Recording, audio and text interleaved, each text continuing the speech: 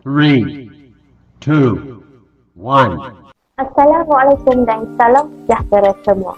Bertemu kita dalam program 10 minit bersama kaunselor. Saya Hanif Nabila Ruslan, penceramah anda pada hari ini. Buli, salah siapa? Itu adalah topik yang kita akan kongsikan bersama. Perasan tak, dari dulu hingga sekarang, isu buli terutama melibatkan pelajar masih lagi tiada kesudahan. Boleh dikatakan setiap tahun isu tersebut hanya diperkatakan di media sosial, malah terus mendapat liputan media dari masa ke masa. Mari kita teliti dahulu apa maksud buli yang sebenarnya. Buli adalah perbuatan tingkah laku agresif yang berulang untuk menyakiti individu lain dari segi fizikal, mental atau emosi. Secara umumnya, tingkah laku buli ditafsirkan sebagai tingkah laku yang dilakukan oleh seseorang dengan mengantari orang lain. Buli bermula daripada perkara kecil seperti memanggil nama atau menyebut nama mangsa. Itu adalah petanda awal bahawa seorang kanak-kanak itu mula menunjukkan tingkah laku membuli. Isu ini tidak boleh dipandang remeh sama sekali. Mungkin ada di antara kita menganggap itu adalah perkara biasa. Tetapi disitulah tingkah laku membuli bermula dan akan ke tahap yang lebih teruk, termasuk buli fizikal, sekiranya pembuli itu mempunyai trik-trik yang diutarakan tadi. Kita sebagai orang dewasa sering melabel seseorang dengan kata-kata yang tidak betul. Sebagai contohnya, seorang ibu atau ayah boleh melabelkan kawannya sebagai gajah sekiranya mangsa itu besar-besar.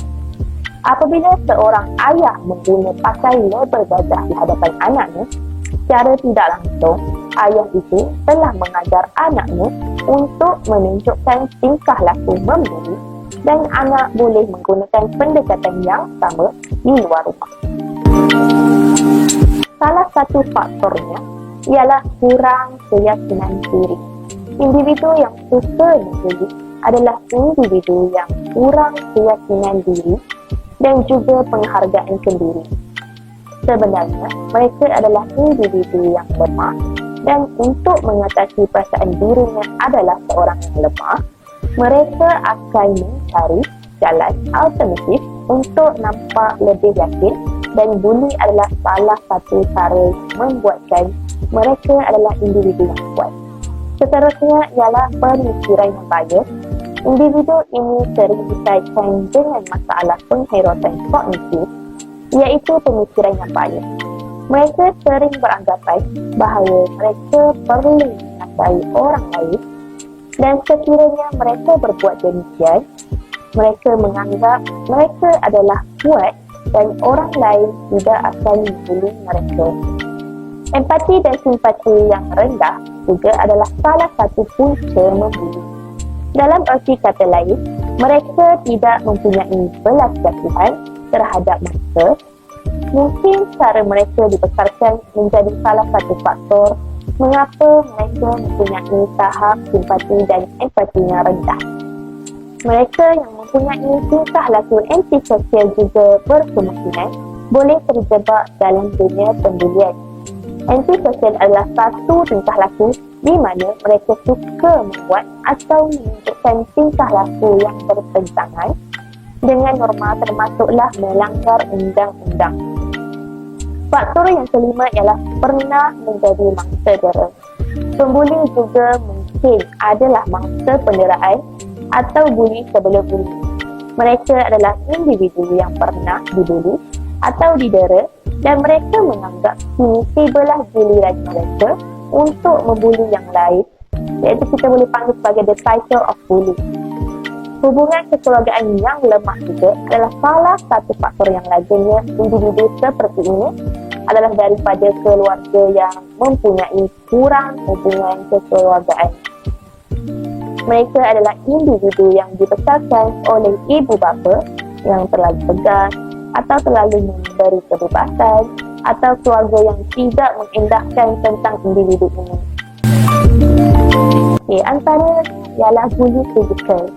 Maksud buli fizikal ni adalah apa-apa yang melibatkan memukul, menendang, mencuri, menyembunyikan atau merosakkan harta benda orang lain atau memaksa mangsa buli melakukan perkara-perkara yang tidak diingini. Seterusnya ialah buli lisan. Apa yang dimaksudkan dengan buli lisan sebenarnya? Okey, buli lisan ialah apa-apa buli yang dilakukan dengan percakapan seperti mengusik atau menghina, menyebarkan kabar angin atau fitnah, mengancam dan mengejek orang lain. Buli yang ketiga ialah berkaitan hubungan. Buli jenis ini ialah apa-apa yang dilakukan dengan niat untuk membuat seseorang berasa tersinggir atau ditolak, seperti dengan keengganan untuk bercakap dengan seseorang atau menggalakkan orang lain untuk membuli dalam beberapa cara, dan si pembuli mempengaruhi rakan-rakannya untuk menjauhi mangsa dan tidak dibenarkan ada hubungan rapat. Dan kadang-kadang si pembuli ini akan menabur fitnah agar rakan-rakannya membenci si mangsa. Yang terakhir ialah cyberbullying. Bullying cyber ialah buli melalui penggunaan teknologi seperti telefon bimbit, mesej teks, laman sosial seperti Facebook, TikTok dan sebagainya, email untuk mengganggu, mengugut, memalukan atau menyesalkan orang lain. Pernah tengok tak seseorang kena buli di ruang komen? Mesti pernah kan? Ramai yang tak tahu perkara ni boleh mengakibatkan kesalahan undang-undang dan hukuman penjara jika ia memenuhi definisi gangguan cyber atau cyber hendak. Kesan utama gejala buli ialah pelajar-pelajar yang dibuli akan berasa takut datang ke kelas. Mereka tidak mampu melawan kerana takut dengan pembuli. Pembuli biasanya akan menyuruh mereka melakukan sesuatu untuk kepentingan pembuli itu sendiri. Bagi pelajar-pelajar perempuan pula, mereka suka menyindir dan mengutuk sesama sendiri. Perbuatan ini boleh menyebabkan mangsa tertekan dan ketakutan. Hal itu kerana mereka sentiasa memikirkan tentang hal tersebut. Mereka juga sering ketakutan dan sentiasa memikirkan perkara yang dilakukan oleh pembuli ke atas diri mereka. Mereka akan menjadi pasif dan tidak ceria. Selain itu, kesan lain yang tidak boleh diketepikan ialah mangsa buli tidak dapat memberikan tumpuan sepenuhnya terhadap pelajaran. Kejadian kes buli secara tidak langsung telah menyesalkan mangsa untuk melibatkan diri dalam proses pengajaran dan pembelajaran di dalam kelas. Mereka lebih suka menyendiri sambil memikirkan nasib mereka yang malang. Jika mereka melaporkan, pembuli mengancam akan melakukan sesuatu yang lebih buruk ke atas diri mereka.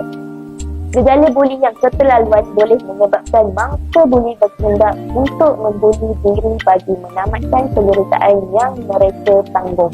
Mangsa buli biasanya akan mengalami trauma dan ketakutan sepanjang masa. Perkara ini menggambarkan bahawa kes buli yang keterlaluan boleh menyebabkan mangsa buli hilang pertimbangan dan kewarasan sehingga tergamak untuk menamatkan nyawa mereka sendiri.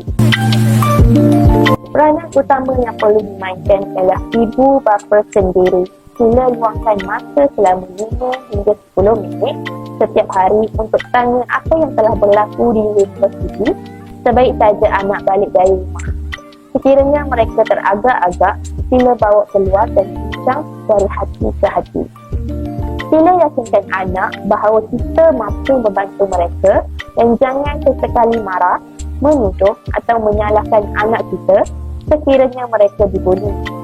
Sekiranya kita marah, mereka tidak akan memberitahu apa-apa yang berlaku pada diri mereka. Pensyarah juga perlu memainkan peranan yang penting. Ada pensyarah yang kompromis dengan isu buli ini. Ada juga yang terikut-ikut dengan tingkah laku membuli, kononnya dapat menjadikan individu itu lebih berani dan lebih maskulin. Jangan menganggap apabila seseorang atau sekumpulan individu membuli seorang pelajar yang bersifat lembut, ia adalah untuk menjadikan lelaki itu lebih berani dan sebagainya. Satu lagi, sekiranya kita mendapat tahu ada pelajar membuli walaupun name calling, tolong ambil tindakan pantas. Sama juga sekiranya ada mangsa membuat laporan kepada kita, tolong ambil tindakan. Jangan anggap itu adalah perkara biasa di universiti. Seterusnya, kepada pelajar-pelajar di luar sana, kita adalah support team yang boleh membanteras isu bullying. Sekiranya kita ternampak kawan kita dibuli oleh sekumpulan pelajar, buat laporan. Adakah kita akan terus senyap sekiranya adik kita menjadi mangsa buli? Kalau kita semua bersatu, kita boleh melahirkan universiti yang zero bully. Seterusnya ialah pihak universiti.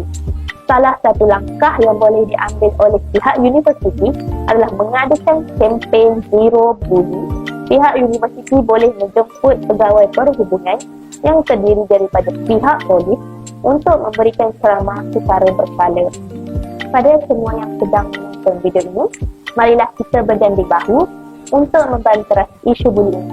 Kesimpulannya, semua pihak perlu memainkan peranan dalam mengatasi masalah ini. Jika semua perkara ini dititik beratkan, maka masalah bullying ini dapat diatasi di Malaysia dan negara dapat membentuk satu masyarakat yang berkarisma dan berdisiplin. Sekian sahaja daripada saya. Jumpa lagi pada masa akan datang.